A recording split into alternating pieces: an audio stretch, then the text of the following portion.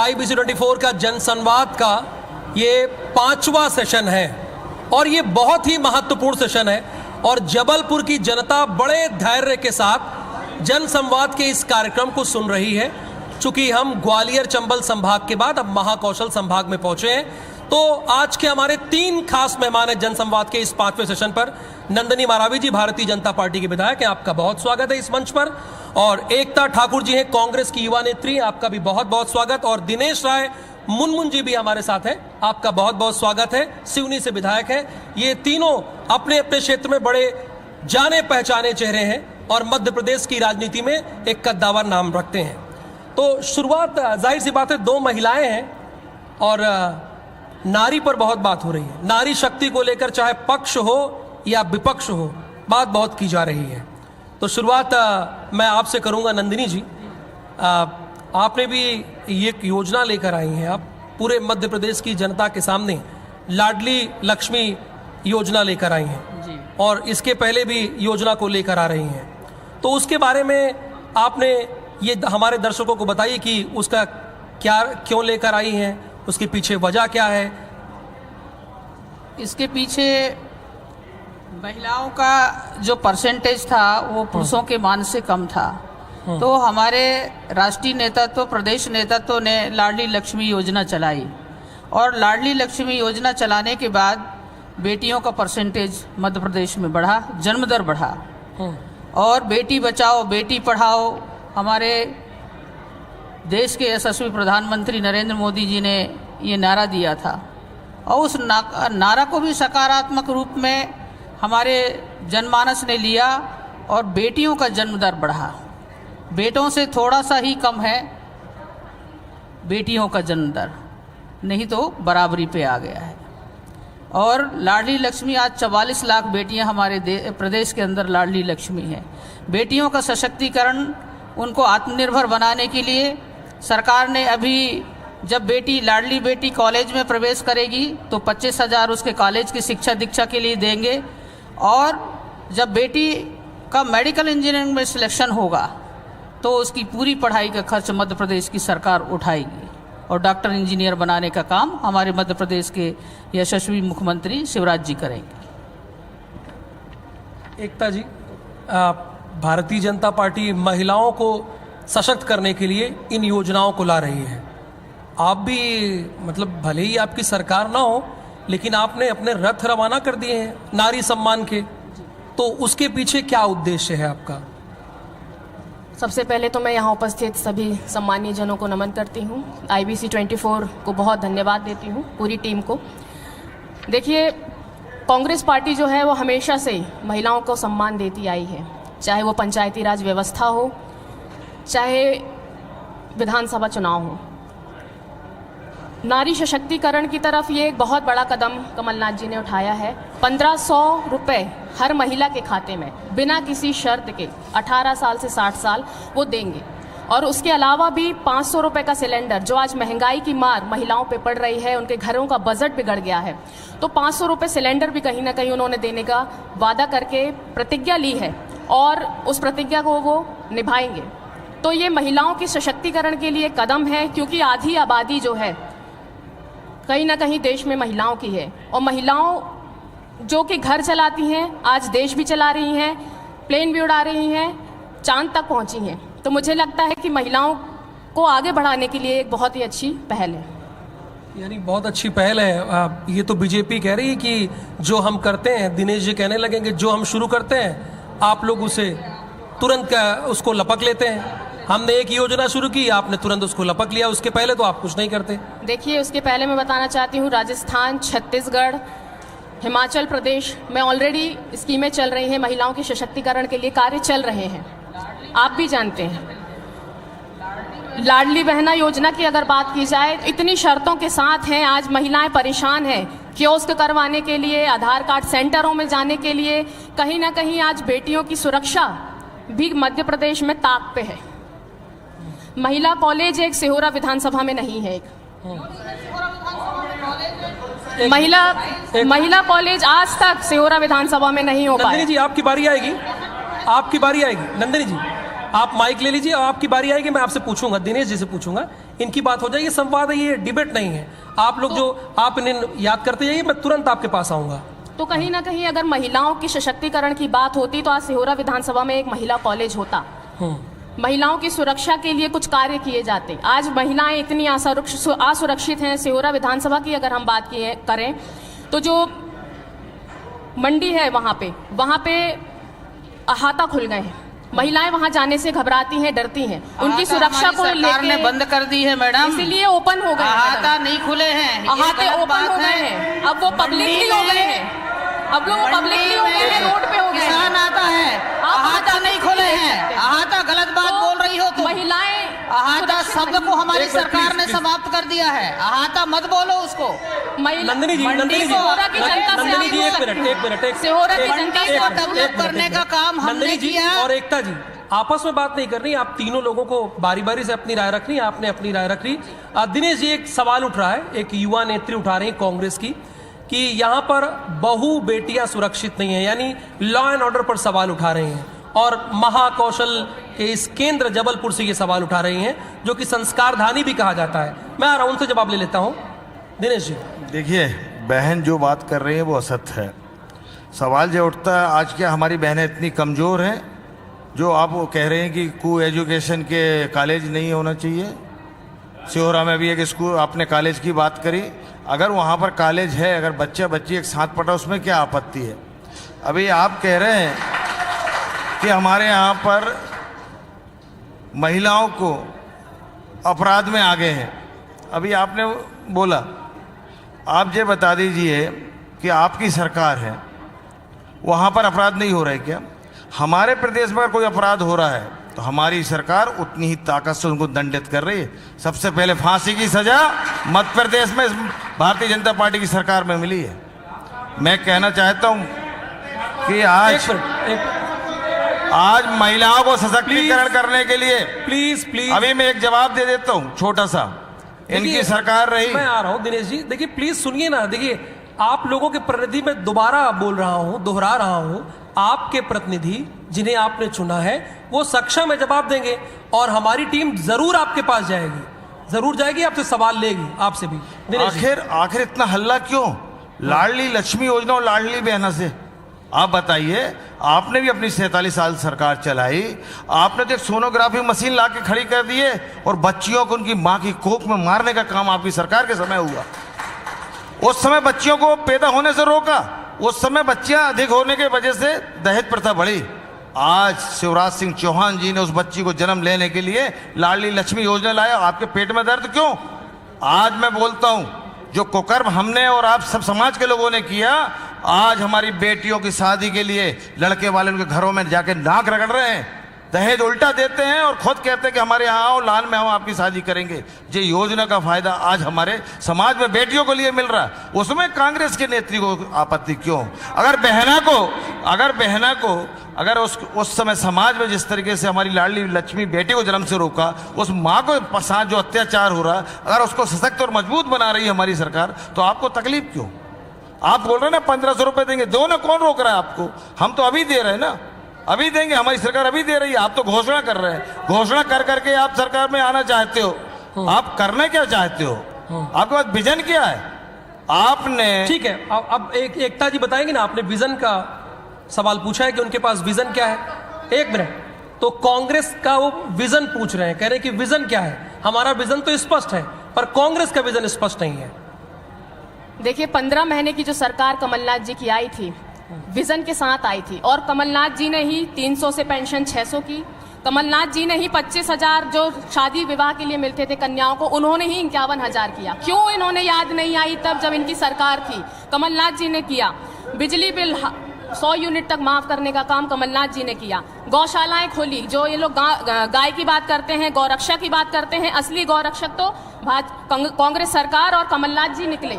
उसके अलावा जो भी जनहितैषी योजनाएं कमलनाथ जी कर सकते थे उन्होंने किया, और आज भी वो प्रतिबद्ध हैं। उन्होंने प्रतिज्ञाएं लेके आए हैं, पुरानी पेंशन वो लागू करवाएंगे, किसानों का कर्जा माफ करवाएंगे, 100 यूनिट पे कोई भी बिल नहीं लगेगा, 200 यूनिट पे बिजली बिल हाफ होगा, महिलाओं को जो सम्मान है हर महिला को मिलेगा, ना कि सशर्त मिलेगा कि शादी हो गई, कि इनके पास 2 एकड़ जमीन है, कि इनके पास ट्रैक्टर है, कि इनके पास क्या है। बिना शर्त के 1500 रुपए महिलाओं के खाते में आएंगे, 500 रुपए सिलेंडर के देंगे।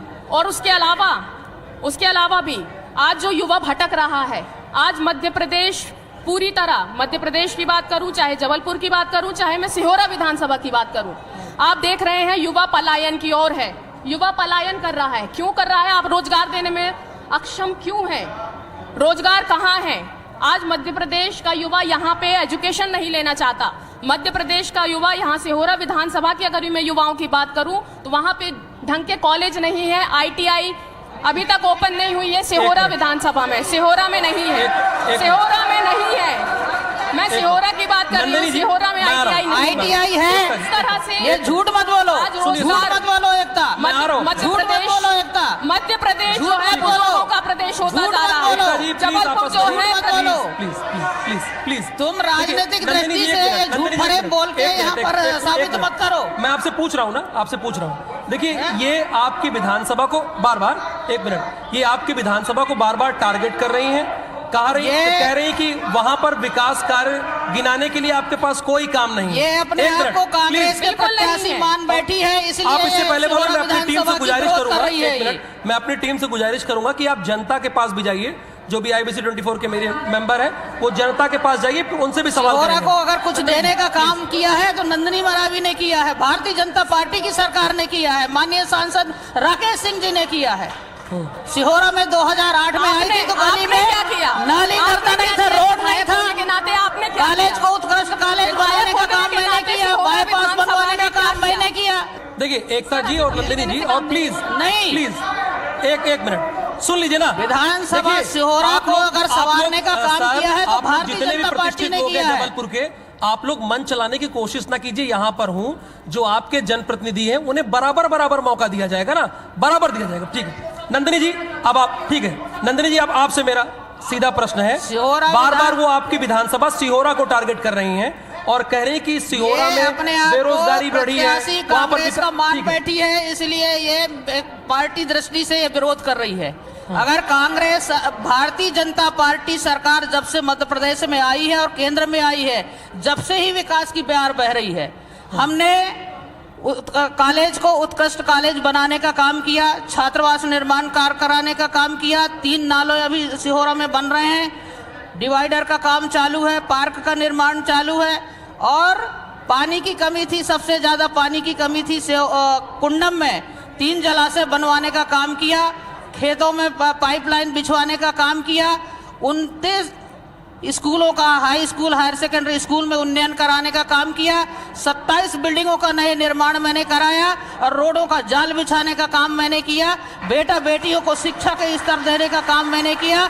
और अभी कुंडम में ITI 12 करोड़ का ITI का भूमि पूजन, और CM राइजिंग स्कूल सिहोरा में उसका भूमि पूजन, और कुंडम में भूमि पूजन अभी हमने 25 करोड़ के स्कूलों का भूमि पूजन हमने किया है।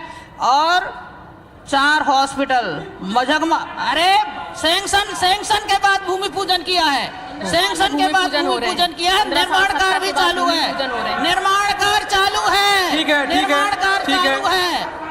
ठीक, आप मत बोलिए, मैं जो बोल रही हूँ उसको सुनिए। नंदिनी जी एक मिनट, दिनेश जी एक मिनट, मैं आ रहा हूँ। दिनेश जी प्लीज, दिनेश जी को माइक दीजिए, मैं आ रहा हूँ। दिनेश जी देखिए, भारतीय जनता पार्टी की सरकार है, जब से विकास की बयार और नाली और नर्दा और सड़क और स्कूल और कॉलेजों की बयार बह रही है। और बजरंग बली तो आएंगे, बजरंग बली ही आएंगे, बजरंग बली है वो कर्नाटक का मत बताओ। ठीक है दिनेश जी एक मेरा आपसे प्रश्न है, क्या बात कर रहे हो तुम? नंदिनी जी प्लीज अपने सहयोगियों को भी, अपने सहयोगियों को भी प्लीज, मिला है जो वोट हमको मिलती थी वो वोट हमको मिला है। प्लीज दिनेश जी, प्लीज दिनेश जी, देखिए आप ये कह रहे हैं लगातार, आप ये बता रहे हैं कि हमने लगातार काम किया और हमारी सरकार जनता की भलाई के लिए काम कर रही है। लेकिन अगर महाकौशल की बात करें, जहां पर हम बैठे हैं उसके केंद्र में जबलपुर में, तो 2018 में तो आप बहुत पीछे रह गए थे। अब आपसे अगर जनता जानना चाहे महाकौशल की, तो किस विजन के साथ आप 2023 में जा रहे हैं? आप तो ये मानते हैं ना 18 में बहुत पीछे रह गए थे कांग्रेस से। देखिए, अभी कुछ मुद्दे आए थे रोजगार को लेकर, बहन ने बात करी, रोजगार की बात कर रहे थे कि कितने लोगों को रोजगार मिल रहा है। हमारी सरकार का विजन है लोगों को रोजगार, लोगों को समृद्ध बनाना। अरे मैं कहता हूं कांग्रेस के बंधुओं, तुम नौकर क्यों बनाना चाहते हो हमारे युवाओं को? मालिक बनाओ, उनको खुद को रोजगार करने के लिए मालिक बनाइए। वो काम हमारी सरकार करे। अभी मैं आज कल ही हमने 140 करोड़ रुपए अपनी विधानसभा में बांटे, 1000 करोड़ रुपए का लोगों को रोजगार दिया। हर महीने मध्य प्रदेश में 1 लाख लोगों को रोजगार के संसाधन उपलब्ध करा रही है हमारी सरकार। आप प्रदेश की बात करते हो। एक मिनट आप देश की बात करते हो। देखिए, हमारी टीम चुनावी चौपाल के जरिए आप लोगों के पास तो आई थी, अब जन कारवां के जरिए भी आपके पास आ रही है। 29 तारीख से उज्जैन से हम इसकी शुरुआत कर रहे हैं। तो ये जन संवाद है जो आप इन लोगों को चुने हैं, ये जो जनप्रतिनिधि हैं, इनकी बात भी तो सुन लीजिए। दिनेश जी कंटिन्यू। मेरा सवाल बड़ा सीधा सा था आपसे कि आप कह रहे हैं कि आपकी सरकार ने जनहितैषी योजनाओं को लॉन्च किया और बहुत काम किया, तो जाहिर सी बात है ये जो जनता है, तो 2018 में इसने आपको पीछे कर दिया था ना, तो वही मैं पूछ रहा हूं 23 में आपकी क्या रणनीति है? वहीं आ जाता हूं इसी सवाल पर, चूंकि आपने इसका उत्तर नहीं दिया। देखिए, अभी आप विजन को लेके बात कर रहे हैं और 2018 हमारे महाकौशल पीछे की बात कर रहे हैं। आप बताइए, एक समय था पूर्व की सरकारों के समय में लोग कहते थे ये रोड गांव तक जा रही है हमारे शहर से। आज हमारे गांव की इतनी अच्छी रोड हो गई है, हर गांव का आदमी बोलता है ये रोड हमारे अब फलाने शहर तक जा रही है। अने सक्षम हो गया हमारा किसान, हमारा गांव का व्यक्ति। अब उस रोज को उसकी गांव की पहचान है कि हम जा रहे हैं जबलपुर। अब ये नहीं है कि हम गांव जा रहे हैं, भैया हमारे गांव जा रहे हैं जबलपुर से। ये हमारा सबसे बड़ा विजन था कि गांव गांव में जो सड़कें बनी, जिसके वजह से सिवनी की बात आप कर रहे हैं? पूरे अपने महाकौशल की बात कर रहा हूं मैं महाकौशल की बात कर रहा हूं। पहले हमारे गांव में जाने में लोगों को 1-1 दिन 2-2 दिन लगते थे, कई गाड़ियों से, किराए की गाड़ियों से। आज आप देख रहे हो हमारे ऐसा अधिकांश लोगों के पास स्वयं के साधन है, संसाधन है। कहीं ना कहीं आर्थिक स्थिति मजबूत बनी है लोगों की। लोग किराए की गाड़ियों में चलते थे, आज स्वयं के लोगों के, आप गांव में जाइए, ऐसा कोई गांव नहीं होगा जिनके पास ट्रैक्टर ना हो, कार जीप ना हो, मोटरसाइकिल ना हो। कहीं ना कहीं कोई विजन है जिसकी वजह से लोग सक्षम बने। हमारी विकास की धुरी तो दौड़ाई है हमारी सरकार ने, चाहे मध्य प्रदेश हो चाहे केंद्र की, लेकिन लोगों को सक्षम बनाने का काम भी मध्य प्रदेश और केंद्र की सरकार ने किया है। लोग सक्षम, लेकिन इसमें एक कड़वा सत्यता बताना चाहता हूं। कांग्रेस की जो नीति और रीति थी, आपने देखा होगा, एक इंदिरा आवास योजना चलाई, आज प्रधानमंत्री और मुख्यमंत्री आवास योजना में अंतर देखिए आप। उस समय जब इंदिरा आवास थी वो झोपड़ी बनती थी, उसमें दलाली होती थी, उनके खुद मुख्यमंत्री बोलते हैं। ठीक है, हम एकता जी से लेते हैं। लेकिन आज की जो मजबूती है, जनता कहेगी कि आप लोग तो 2-2 हो गए, एक बीजेपी के और एक बीजेपी के विधायक, इधर कांग्रेस की एक युवा नेत्री है। बहन को मैं बलवान मानता हूं, पक्षपात नहीं होना चाहिए। बहन को मौका दीजिए। एकता जी बोले। बहन नंदनी जी, आ रहा हूं, चूंकि आप ही के बीजेपी से थे वो, उन्होंने अपनी बात रखी है। मैं आपसे एकता जी जानना चाहता हूं। देखिए, वो बोल रहे हैं कि हमारा विजन ये है कि हम सड़क मार्ग को बेहतर किए, विकास लगातार ला रहे हैं, ओवर ब्रिज ला रहे हैं, और जो मूलभूत समस्याएं हैं उनको हम यहां पर खड़ा करने की कोशिश कर रहे हैं। और पहले से स्थिति बदली है, आप सिर्फ विरोध के लिए विरोध कर रहे हैं। और आपका विजन, कांग्रेस का विजन, चूंकि हम लोग अंतिम सिरे में है, अंतिम बहस में है इसमें। देखिए, मैं बताना चाहती हूँ, मूलभूत सुविधाएं ठीक है, हो रही हैं, सड़क पे कार्य हो रहे हैं, मगर अगर मैं बात करूं, कुछ बहुत सारी योजनाएं वो सिर्फ कागजों पे चल रही हैं। बहुत सारी योजनाएं हैं जैसे कागजों पे चल रही हैं। आप इनने बात करी मुख्यमंत्री और प्रधानमंत्री आवास योजना की। आज जो प्रधानमंत्री आवास मिल रहे हैं उसमें लोग कर्जदार होते जा रहे हैं। 1,20,000 रुपए गांव में मिलता है। 1,20,000 में आज बताइए, महंगाई मोदी राज में इतनी है, शिवराज मामा जी ने इतनी बढ़ा दी है, आप बताइए क्या 1,20,000 में घर बन पाएंगे? आज वो इंदिरा आवास जब दिया था तब आप पता कर सकती हैं कितनी थी। दूसरी बात मैं बात करूंगी, प्लीज इनकी बात सुन लेते हैं। सब सारे जितने घर बनवा रहे हैं वो कर्जदार होते जा रहे हैं गांव के लोग। कमलनाथ जी जब यूपीए में भारी उद्योग मंत्री थे तो उन्होंने हरगढ़ क्षेत्र का निर्माण कराया सेज में। इनसे पूछिए 2016 में उसको डीनोटिफाइड क्यों कर दिया गया, वहां रोजगार क्यों उपलब्ध नहीं है? आज वहां पे सबसे ज्यादा आयरन ओर है सिहोरा विधानसभा में। उसके बाद भी वो जो कच्चा माल है वो बाहर जाता है और उसके बाद सरिया और बाकी चीजें बनने के आती हैं। तो आखिर वहां छोटे बड़े उद्योग लग के वहां के लोगों को रोजगार क्यों नहीं मिल रहा है? सिहोरा जिला क्यों नहीं बन रहा है? एक मिनट अब नंदिनी जी से देखिए, एक चूंकि ये हमारा अंतिम सवाल है आपसे नंदिनी जी, दो बातें सामने है जो कांग्रेस के तौर जरिए उठाई गई है। एक वो कह रही है कि रोजगार और दूसरी कह रही है महंगाई, इससे जनता बहुत त्रस्त है, रोजगार और महंगाई। किसानों की भी बात करूं, एक बात किसानों के भी बोल दीजिएगा, किसान आज परेशान। सम्मान निधि मिल रहा है बहन जी, हमारी सरकार में 6,000 रुपया साल में किसान के खाते में आ रहा है। किसान सम्मान निधि आपकी केंद्र सरकार, हमारे प्रधानमंत्री जी किसान सम्मान निधि दे रहे हैं। किसानों को सशक्त बनाने के लिए उनके अनाज को समर्थन मूल्य में हमारी सरकार खरीद रही है, तभी से तो हमारे किसान भाइयों की आर्थिक स्थिति सुधरी है। और इस सेशन के लिए इतना ही समय है, धन्यवाद। तो महंगाई, बेरोजगारी, विकास के बारे में बात हुई। इस 5वें सेशन में भारतीय जनता पार्टी और कांग्रेस ने अपना पक्ष रखा है। अब आप तय कीजिएगा, चूंकि जनता सर्वोपरि है, ये आप बहुत भले से जानते हैं। आप जिसको चाहे उसको सरकार बना सकते हैं और जिसको चाहे उसे सरकार उखाड़ सकते हैं, यानी गिरा सकते हैं। आपके पास ताकत है। बहुत शुक्रिया इस मंच पर, जनसंवाद के इस मंच पर आप आने के लिए बहुत बहुत धन्यवाद आप सभी का।